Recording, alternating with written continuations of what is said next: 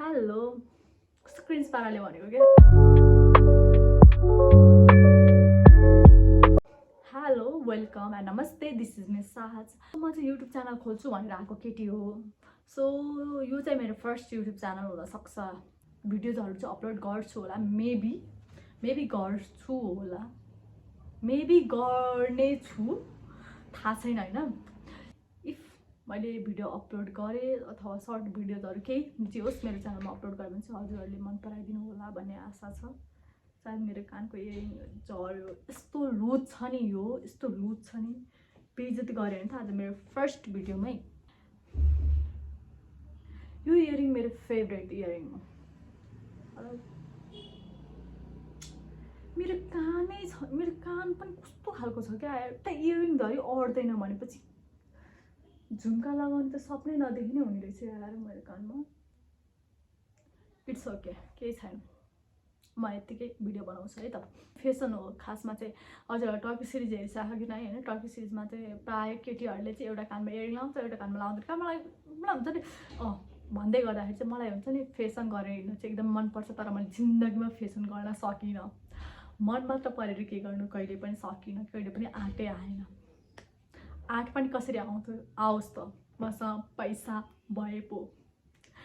जोसँग पैसा छ उसँग आँट आउँछ जोसँग पैसा छ उनीहरू फेसन देखाएर हिँड्छ होइन त मेबी हुनसक्छ है फेरि पैसा आउने बित्तिकै म त्यस्तो गरिब पनि त छैन है भन्न त मिल्दैन म त्यस्तो गरिब पनि छैन तर पनि लाइक मलाई फेसन गरेर हिँड्नु चाहिँ एकदम मनपर्ने तर कहिले पनि आँट चाहिँ आएन इट्स ओके मेरो फर्स्ट भ्लग छ है गाइज फर्स्ट भ्लग छ हजुरहरूले हेर्दैछु त्यो भ्लगमा चाहिँ के छ भने ताइना तुईको भ्लग हो मेरो साथीको बर्थडेमा गएको यत्तिकै हापारामा भिडियो बनाएँ होइन एडिट भिडियो सर्ट क्लिपको भिडियो तर क्यापकटमा लाइक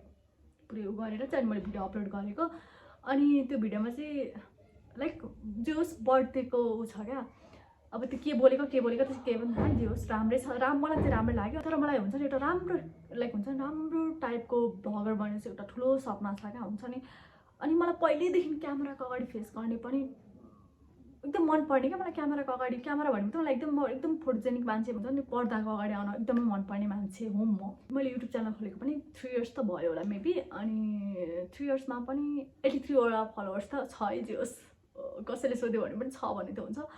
मलाई चाहिँ पहिलेदेखि म सिडनी सेरेनाको भ्लग हेर्थेँ अनि मलाई कस्तो मनपर्ने कि लाइक सी सो क्युट कस्तो राम्री अनि त्यसपछिबाट त्यो इङ्ग्लिस टोन अब त उतै बाहिरकै हो नि त जीवा पनि लाइक त्यो स्पिकिङ अनि उसले त गरेको त भ्लगहरू एकदम दामी क्या पर्फेक्ट जहिले पनि म एकदम ध्यान दृष्टिले हेर्थेँ क्या त्यो भ्लग चाहिँ एकदम ध्यान दृष्टिले हेर्थेँ क्या हजुरहरूले गरेर हेर्दा पनि हुन्छ she is my favourite vloggers ever भनौँ न एभर नै हो फर एभर नै हो होइन अनि म पनि जिन्दगीमा चाहिँ एकचोटि चाहिँ भ्लग बनाउँछु लाइक त्यो हेरेर त होइन जे होस् मलाई क्यामेराको अगाडि फेस गर्न चाहिँ एकदमै मनपर्ने मान्छे हो रुचाएको केटी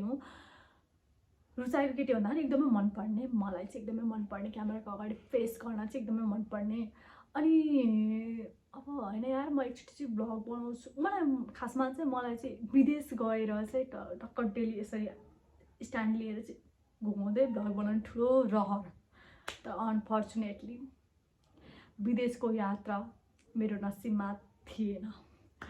केही भएन म नेपालमै बसेर भिडियो भ्लग बनाउँछु र नेपाली जनताहरूलाई देखाउँछु मेरो भ्लग म पहिल्यैदेखिबाट चाहिँ भ्लगहरू चाहिँ हेरेर आउँथेँ कि विदेशीहरूको भ्लग हेरेर आउँथेँ अनि मलाई तिनीहरूले त्यो भ्लग गरेको कस्तो एकदम एकदमै मनपर्ने कि वाइल्ड मनपर्ने होइन अनि म पनि जिन्दगीमा एकचोटि चाहिँ भ्लगर भन्छु नै भनेर त्यो गरेको थिएँ अनि मैले युट्युब च्यानल खोलेको चाहिँ 3 वर्ष अगाडि तर 3 वर्ष अगाडिमा पनि आज 3 वर्षपछि आज चाहिँ मलाई कहाँबाट जोस जाँगडा आयो थाहा छैन चाहिँ म भ्लग बनाउन स्टार्ट गर्छु जेसुकै हो साथ क्यामेराको अगाडि फेस गर्न मनपर्छ भनेर चाहिँ फुक्दै हिँड्ने तर जब आफ्नो युट्युब च्यानलमा भिडियो अपलोड गर्न पनि यति धेरै डराउने निडर हौ भनेर चाहिँ मैले आफैलाई हुन्छ नि मोटिभ गरेँ त्यसपछिबाट चाहिँ म भिडियोको अगाडि आइरहेको छु थाहा छैन अहिले कति बजिरहेछ भनेर मेबी 6 बज्यो होला 6 साढे 6 भयो होला होइन म चाहिँ यहाँ रुममा बसेर भ्लग बनाइरहेको छु भ्लग त भन्न मिल्दैन जे होस् क्यामेराको अगाडि बसेर बोलिरहेको छु एक्लै पागल जस्तो पागल औरत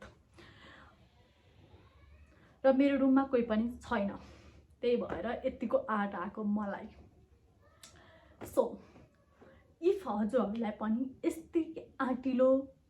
र गतिलो खालको भिडियो बनाउन मन छ भने चाहिँ मबाट इन्स्पायर हुनु होला, मेरो भिडियो हेरिदिनु होला र लाइक कमेन्ट सेयर गरिदिनु होला। यदि मेरो रुममा कोही भएको भए त मलाई आँट पनि आउँदैन थियो, मेबी आउँदैन थियो, किनभने यो बेड जसको हो त्यो बेडको मान्छे छैन, त्यही भएर म उहाँको बेडमा बसेर ब्लग लाइक भिडियो बनाइरहेको छु। थाहा छैन ऊ कहिले आउँछ भनेर, त्यही भएर चाहिँ म भिडियो बनाउन बसेको यहाँनिर। थाहा पायो भने त मार्छ नि आएर मलाई, यहाँ हामी हुँदाखेरि चाहिँ बनाउँदैनौँ बनाउँ भन्दा पनि बनाउँदैनौँ भनेर भन्छौँ क्या उनीहरूले, त्यही भएर चिल गाइज होइन, चिल गाइज। सो गाइज हजुरहरूले यो मेरो फर्स्ट क्रिन्ज भिडियो मन पराइदिन्छ भने मलाई ठुलो आशा छ। इफ हजुरलाई मन पऱ्यो भने चाहिँ हजुरले लाइक कमेन्ट सेयर गरिदिन्छु। So see you guys, by.